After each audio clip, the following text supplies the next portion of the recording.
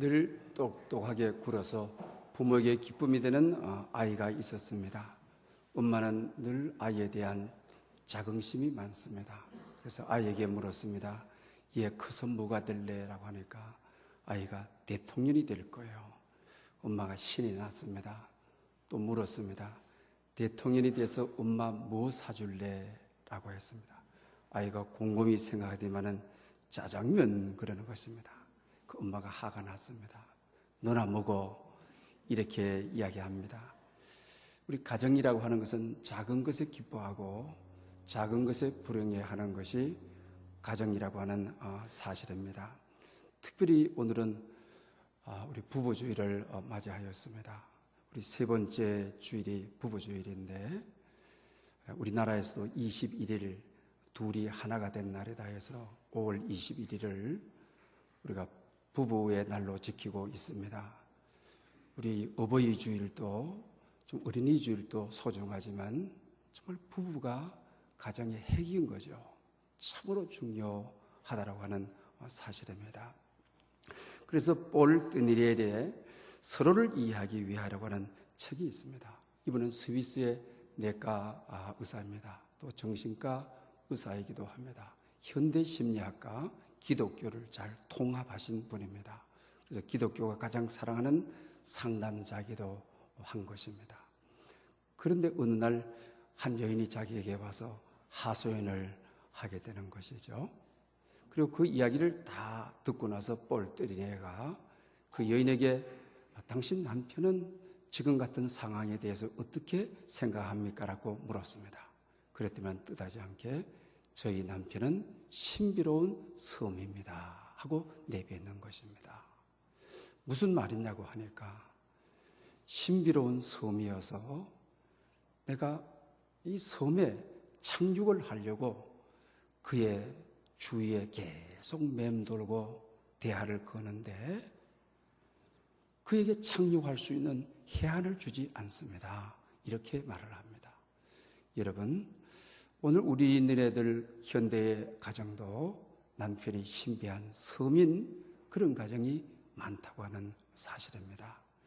특별히 우리가 부부주의를 맞이하여 오늘 본문 7절에 남편 된 이들은 아내를 귀하게 여기라.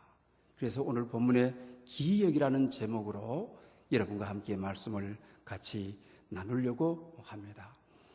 우리가 부부라고 하는 것이 자녀들에게도 굉장히 영향을 미치고 사회의 가장 기초 단위로 이 부부가 건강해야 사회가 건강해지는 것이죠. 가장 이 기초 단위가 오늘 많이 다투고 또 원하지 않지만은 살아가고 있다라고 하는 사실입니다. 어떻게 하면 우리가 부부가 서로 귀하게 여기는 건강한 가정을 이룰 것인가? 이걸 우리가 깊이 생각해 보아야만 하는 것입니다. 폴 뜨니레르는 서로 귀하게 여긴다는 말이 무슨 말이냐? 우리가 에베소서 5장 31절에 보면 하나님께서 결혼 제도를 창제하시고 우리 부부에게 하신 말씀이 있습니다. 둘이 한 육체가 될지니라. 할렐루야. 둘이 한 몸이 되라. 한 육체가 되라. 이것이 서로 귀하게 여기는 거다. 부부만이 둘이 하나 되지 않습니까? 둘이 한 몸이 되고 한 육체가 되지 않습니까? 굉장히 귀한 관계 아닙니까? 그런데 이것을 구체적으로 무슨 말이냐고 하는 것입니다. 그냥 결혼해서 한 몸이 된다 그런 의미냐? 아니라고 하는 것입니다. 서로에게 비밀이 없는 사이가 되라는 말이라는 것입니다. 우리가 비밀이 있음으로부터 하나됨이 깨지는 거죠. 비밀이 있음으로부터 하나가 안 되는 거죠. 서로가 비밀을 가지고 있으므로 대화가 소통하지 않는 것이죠. 그러면서 서로를 이해하기 위해서라고 하는 그 책 속에서 이런 이야기를 합니다. 우리가 어떤 좋은 내용이 있을 때, 그 어떤 또 좋은 것이 있을 때 이걸 비밀로 한다. 그것까지도 안 된다고 하는 것이죠. 수치스러운 일은 자동적으로 남편에게 안 알리고 싶고 아내에게 안 알리시고 이래서도 안 되지만 그러나 우리에게 더욱이 아주 좋은 의도로 비밀로 했다. 생일날 반짝 아주 행사를 하기 위해서 이벤트를 하기 위해서 남편 모르게 조금씩 적금을 해간다. 얼마나 좋은 의도입니까? 얼마나 아름다운 일입니까? 얼마나 좋은 내용입니까? 그러나 이것까지도 안 된다. 이런 데서부터 가정이 실패가 온다. 가정이 흔들거린다. 하나됨이 휘청거리는 것이다. 부부는 수치스러운 곳에도 비밀이 없어야 되고 좋은 의도나 좋은 내용에서도 비밀이 없어야 한다. 이것이 바로 둘이 한 육체가 되니라. 오늘 본문의 기히 여기라. 이런 의미를 지니고 있다라고 하는 사실입니다.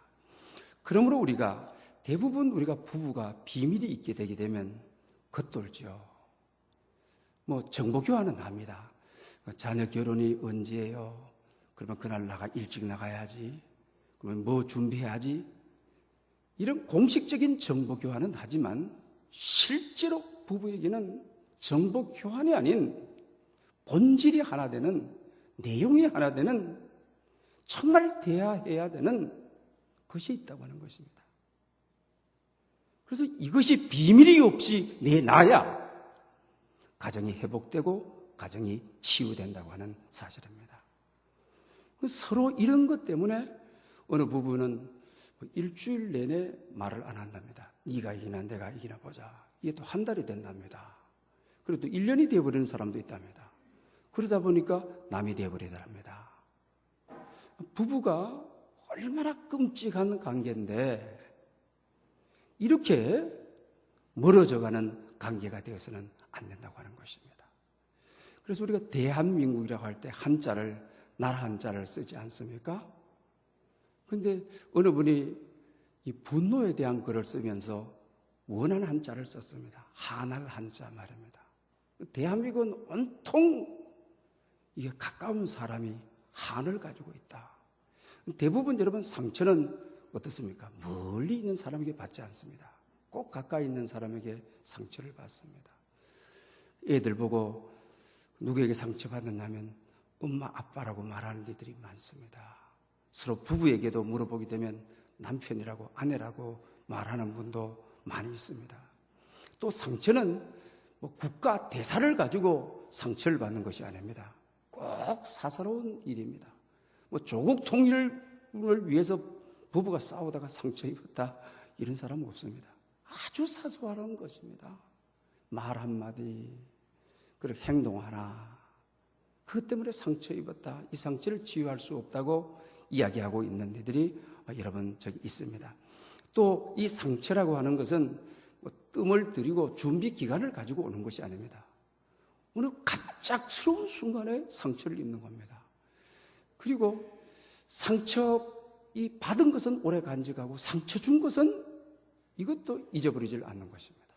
여러분 대부분 아시다시피 우리를 상처 받은 것보다 상처 준 일이 더 많지 않습니까? 그러나 상처 받은 것만 생각하지 상처 준 것에는 생각을 하지 않는다고 하는 사실입니다. 이렇게 우리의 상처가 가정의 부부의 한이 쌓이게 되게 되면 우리가 나중에 소진하게 되는 거죠. 이 번아웃 다 타버리는 거죠.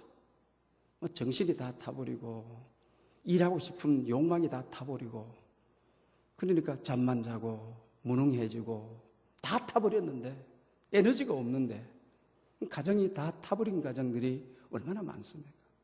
이와 같은 때에 우리가 어떻게 가정을 회복해야만 되겠습니까? 부부를 회복해야만 되겠습니까?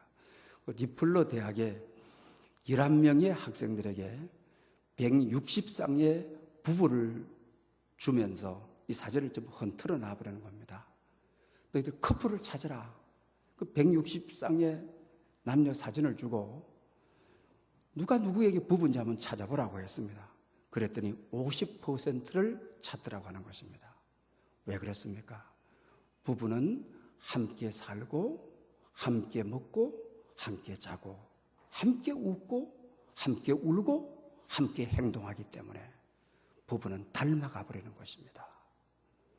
그러니 160쌍의 사진을 흔들어 놓고 부부 찾아내보라 하니까 11명의 학생들이 50%를 찾아내더라고 하는 것입니다. 이게 가정입니다. 이게 행복입니다. 그런데 우리가 같이 살아가면서도 한을 가지고 상처를 가지고 또 우리가 같이 살아가면서도 이해관계가 끼어들어서 가정이 아닌 오늘 우리가 이 시대가 되었습니다. 어떻게 하면 우리가 이 가정을 하나님이 원하시는 가정으로 정말로 생명이 흐르는 가정으로 어떻게 하면 회복시킬 수 있을까 하는 것입니다. 또 좋은 가정이 어떻게 하면 더 좋은 가정으로 발전시킬 수 있느냐가 우리의 과제라고 하는 사실입니다. 오늘 본문은 여러분 형편성의 원리에 좀 어긋나지 않습니까? 1절부터 6절까지가 전부 아내에 대한 이야기네요. 아내들아 해서 1절부터 6절까지 전부 아내에 대해 가지고 남편에 대해서는 딱 한 절, 7절 말씀에 딱 한 절이죠.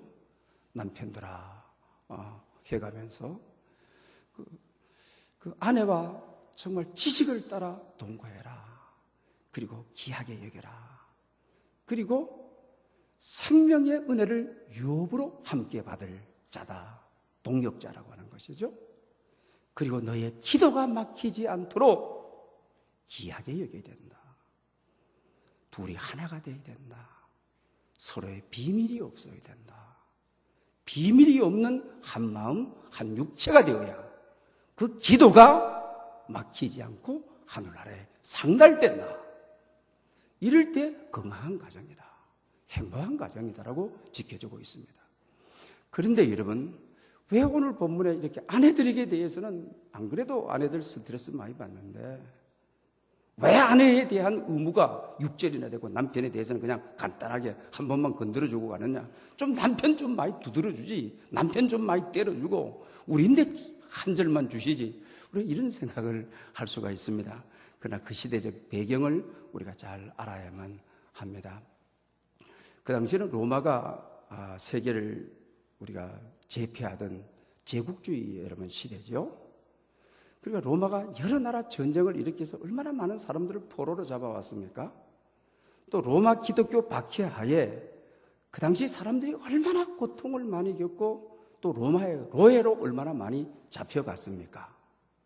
그러니 그 당시 로마의 인구가 60만이라고 합니다.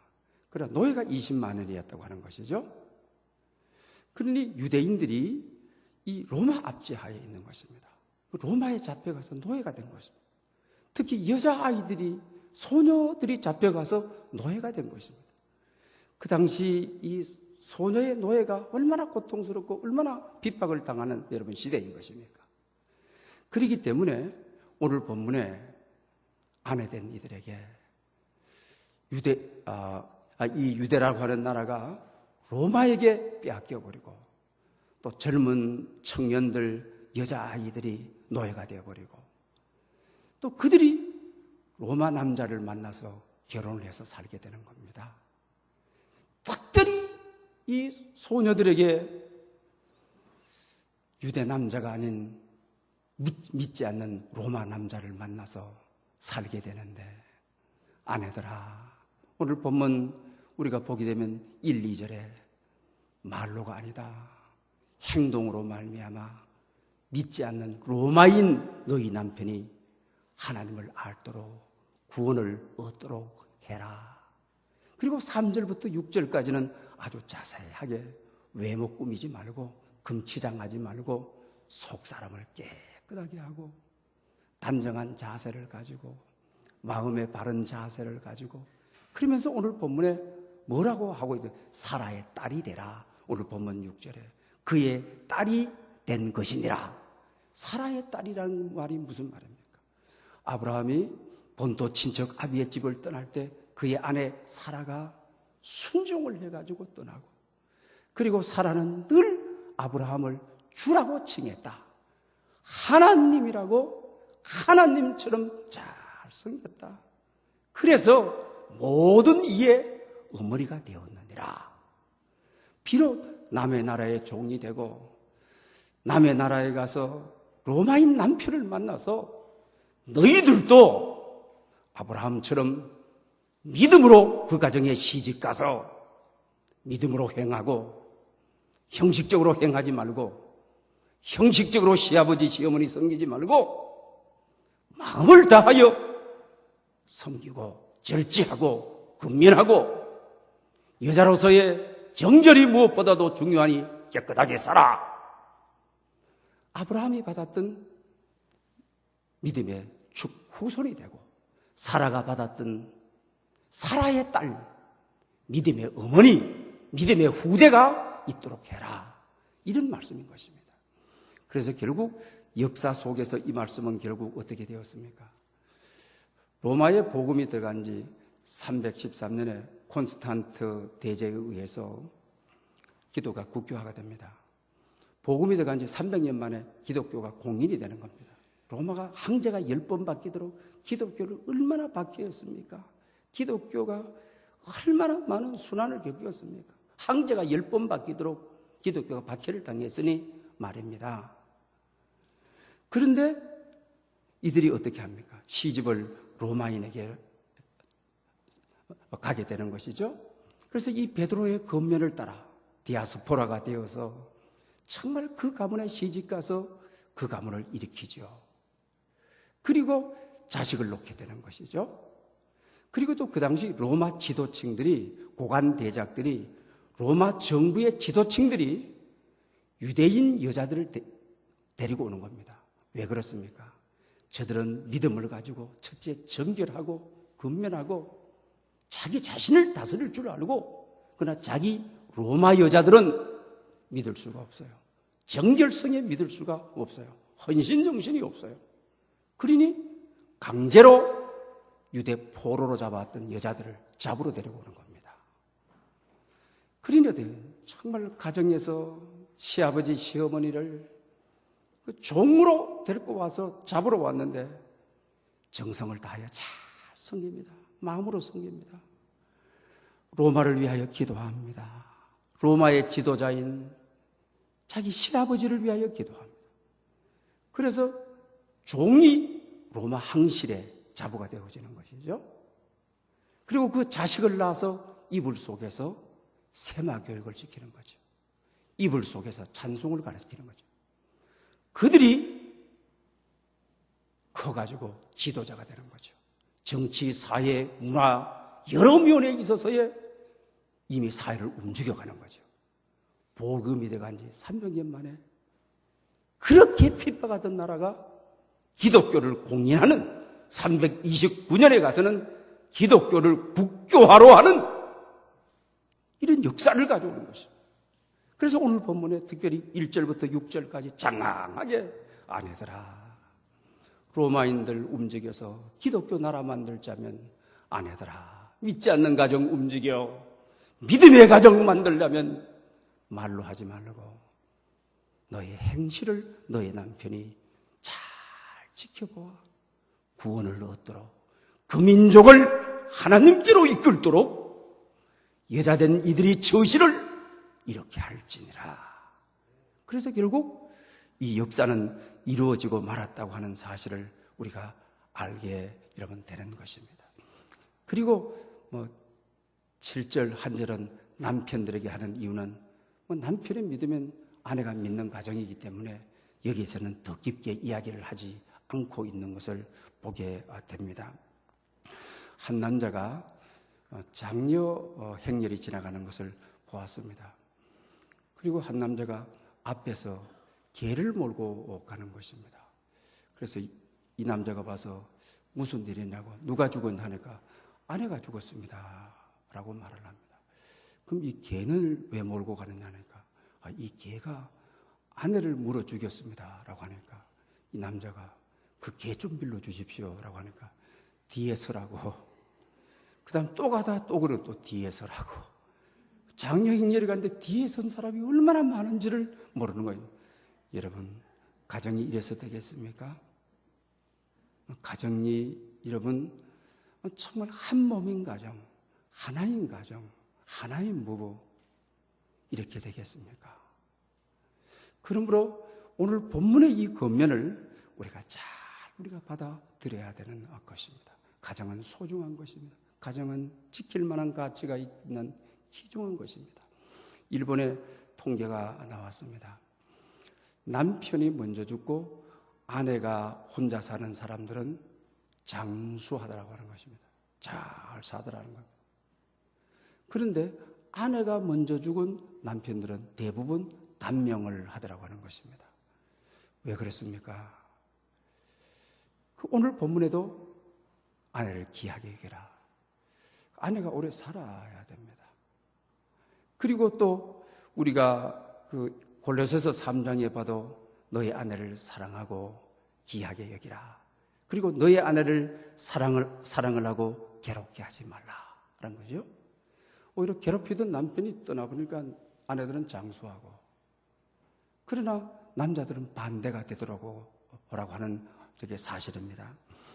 제2차 세계대전이 끝나고 유럽연합 수용소에서 군의관에 의해서 새로 지어지는 병 이름이 있습니다. 가시철조망 병이라고 하는 병이시죠.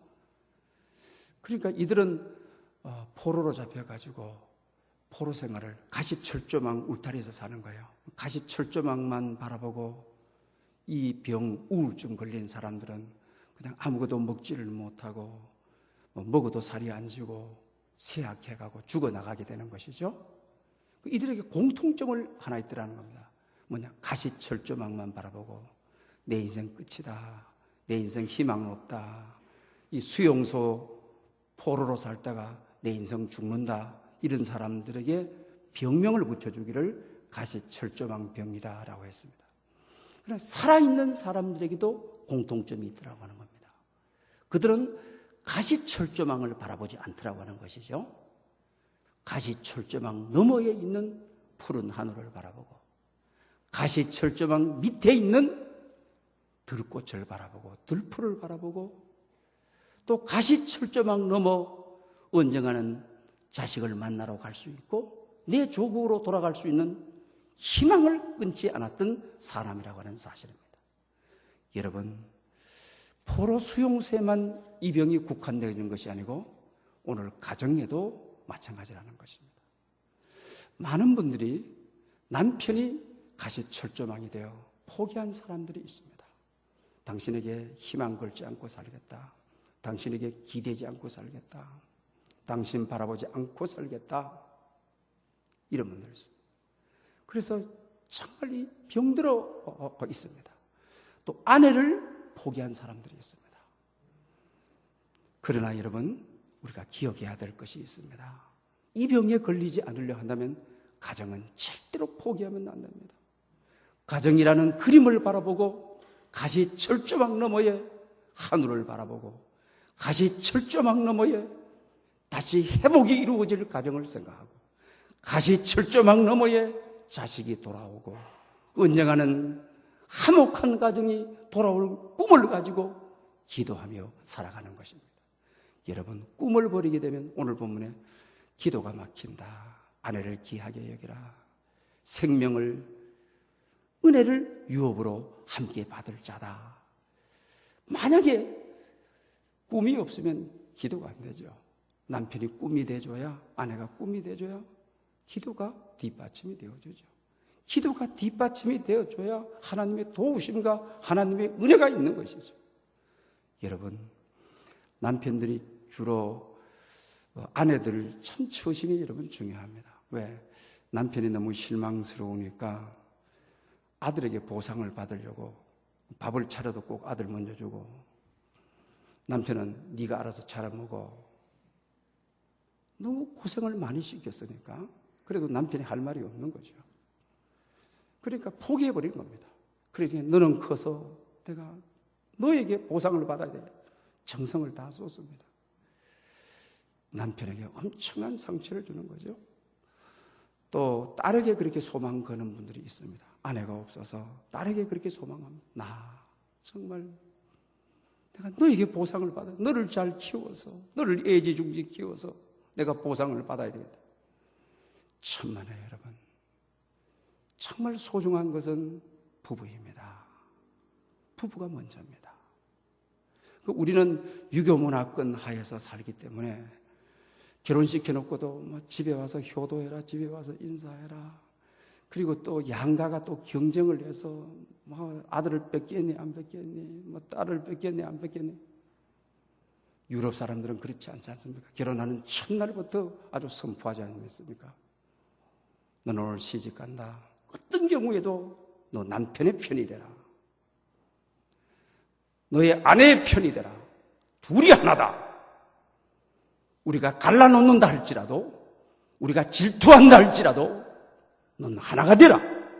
이렇게 하지 않습니까?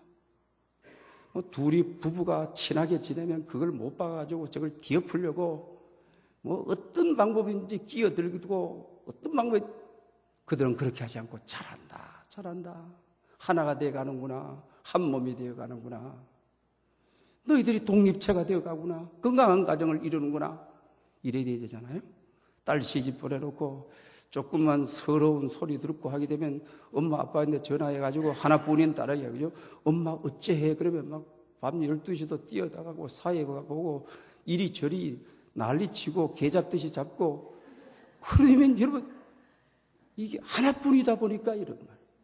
그들은 절대로 그렇게 하지 않았습니다. 내가 오늘부터 끼어들지 않겠다. 너희들이 사랑하면 사랑할수록, 하나 되면 하나 될수록 응원해주마, 축복해주마, 너의 가는 길을 잘 되도록 그걸 보고 좋아해야 되지 않습니까?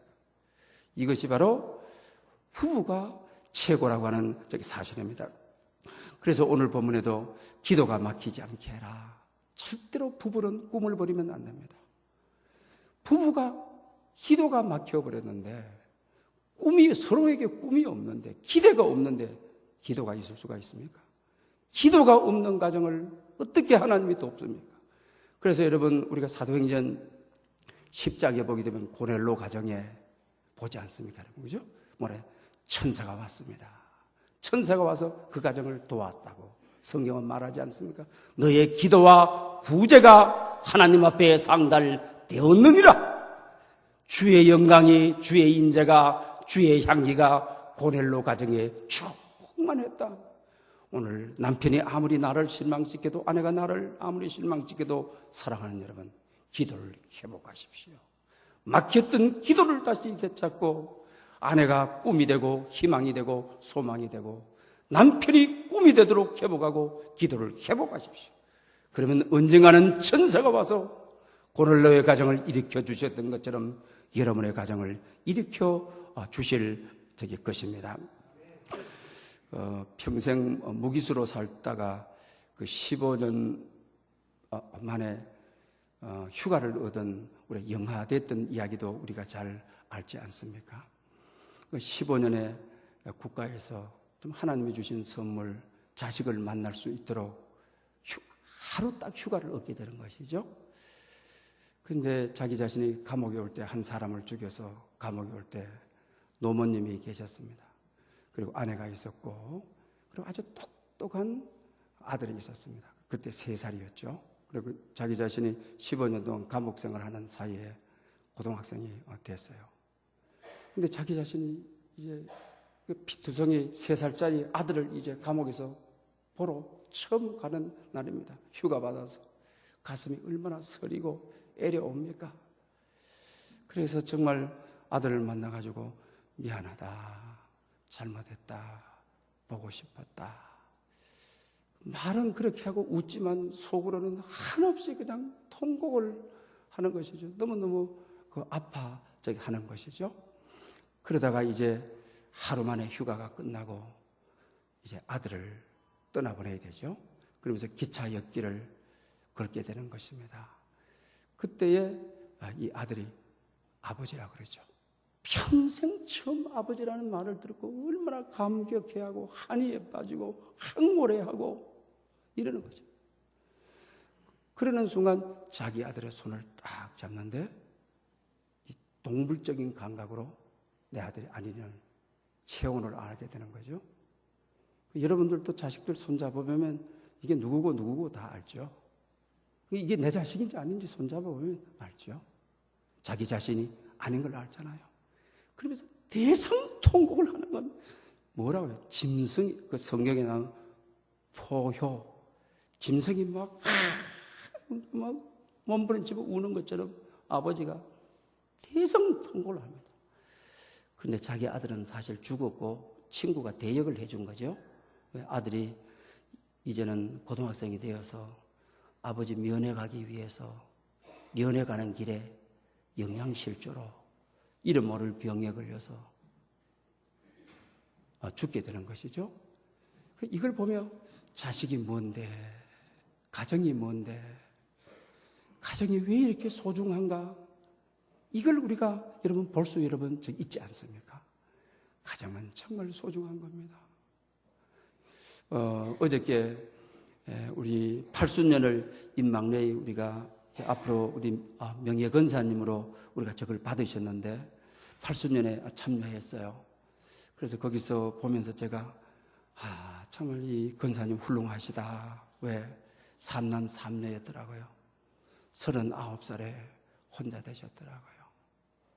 그리고 3남 4녀를 가지고 서울로 올라오셨더라고요. 얼마나 이 애들을 데리고 힘들게 사셨겠습니까?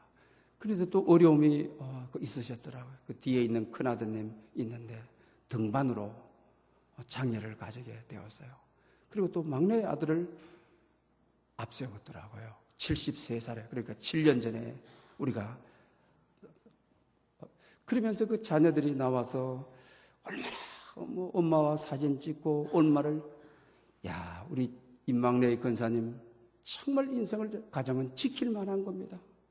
가정은 내가 희생하더라도 가정은 정말 붙잡을 만한 것입니다. 엄마가 한번 잘못하는 순간 그 자녀들이 어떻게 되겠습니까?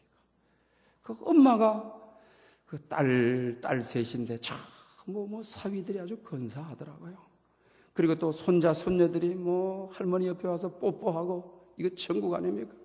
한 사람의 헌신이, 한 사람의 희생이 가정을 일궈낸 것 아닙니까? 그래서 성경에 보게 되게 되면 하늘의 그림자가 2개가 있다. 뭐라 했습니까? 가정이다. 가정에 행복하게 살아 가정을 일궈내요. 하늘의 그림자처럼 하늘나라에 갔을 때는 하늘나라의 본체가 되는, 그 다음 교회를 말하지 않습니까? 교회가 뭐냐? 하늘나라 그림자다. 여러분, 일생에 다른 것에 실수해도 가정에 실수하거나 가정에 실패하면 안 되는 것입니다. 교회 생활에 다른 곳에 실패하고 다른 곳에 주저앉아도 교회 생활에 실패하고 주저앉으면 안 되는, 왜 그랬습니까? 하늘나라의 그림자이기 때문입니다. 하나님이 하늘나라의 주인이시고 가정을 창제하시고 교회를 창제하셨기 때문에 하나님이 직접 만드신 기관은 교회와 가정이기 때문에 가정을 잘 지키는 자가 성공한 사람, 교회 생활을 잘하는 사람이 성공한 사람, 성공하는 여러분 될 수 있기를 축복합니다. 은혜가 풍성하신 아버지 하나님 참으로 감사합니다. 오늘은 부부주의를 맞이하였습니다. 주님, 서로 기이 여기라 하신 주님, 정말 우리가 서로 기이 여겨 아름다운 가정을 이루어 천국이 되게 하시고 교회를 귀하게 여겨 하늘나라의 뜻이 임하는 교회 되게 하시옵소서.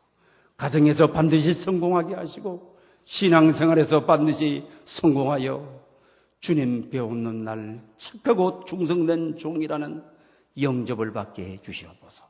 예수님의 이름으로 기도 올리옵나이다. 아멘.